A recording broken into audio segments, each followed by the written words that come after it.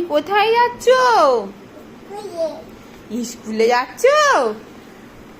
এই সন্ধেবেলা? কি কি নিয়েছো তোমার ব্যাগে?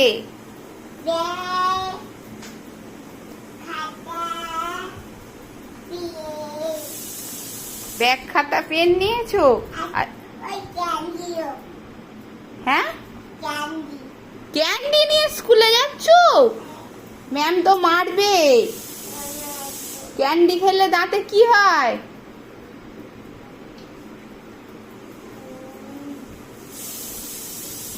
বলো। হ্যাঁ, উল্লু বানায়া।